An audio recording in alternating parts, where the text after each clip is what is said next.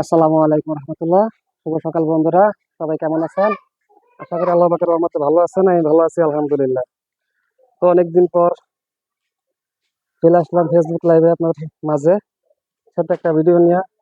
কিছুদিন ভিডিও করা হয় না, ফেসবুকে ছাড়া হয় না, টিকটকে ছাড়ি। আপনারা দেখেন কম বেশ ভালো লাগে, বিধে আমার সাপোর্ট করেন। আমি খুশি আলহামদুলিল্লাহ। সাপোর্ট করবেন যতটুকু সম্ভব, ভালো ভালো ভিডিও, ভালো ভালো কন্টেন্ট আপনাদের ভিডিও করে উপহার দেওয়ার জন্য। আর আমার পেজটাকে ফলো করে রাখবেন অবশ্যই। আমি যখন সময় পাই কিংবা আপনাদের ভিডিও যখন দেখি, ইনশাল্লাহ আমি সাপোর্ট করার চেষ্টা করবো।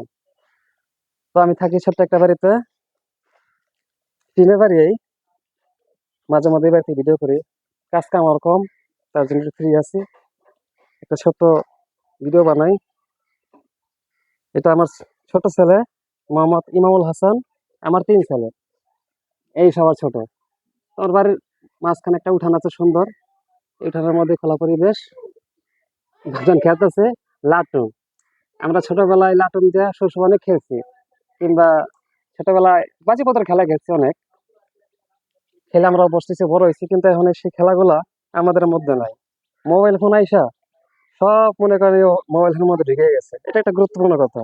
আমাদের শৈশবে আমরা যত সুন্দর খেলাধুলা করছি, এই খেলাগুলো এখন আমি দেখি মানে খুব কম, হারায় গেছে। তবে আমার ভিডিওর মাধ্যমে আমি ইনশাল্লাহ এসব খেলাধুলা আরো নানান প্রজাতির জিনিস, আমার জীবন সম্পর্কে, কিংবা আমার শৈশব কিভাবে কাটছে, কিংবা আমি সামনে কি করবো ইনশাল্লাহ, সব বিনোদনের মধ্যে দেখাবো ভিডিওর মধ্যে। আপনারা সবাই দেখবেন, সাপোর্ট করবেন, অবশ্যই চ্যানেলটা ফলো করে রাখবেন।